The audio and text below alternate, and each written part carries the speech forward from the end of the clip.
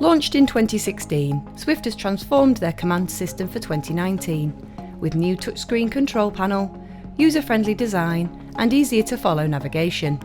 To activate, press the Swift roundel. The home screen lights up with the icons for pump, awning light, lighting, power, heating and settings. The DAB radio icon is part of the optional Sprite Diamond Pack and standard on all other caravan ranges. Motorhomes have DAB radio incorporated as part of the cab system.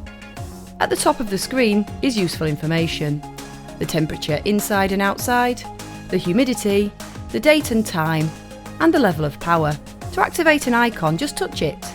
The pump icon turns the water pump on or off, and similar for the awning light.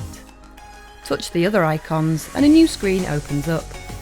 The lighting icon is there for you to control brightness and will only work if the light has been switched on. To change the brightness, touch the lighting icon.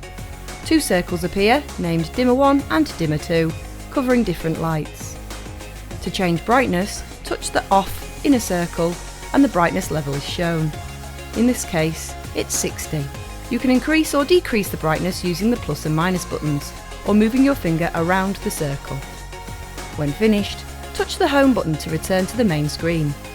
Touch the power icon and you see the different sources of power available: leisure, solar if fitted, and vehicle.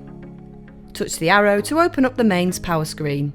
This shows you the AC current and allows you to set the amp level for the site you're on. Simply touch the off inner circle and adjust to the required level. On motorhomes, there is also a water icon which shows the level of fresh and waste water in the onboard tanks.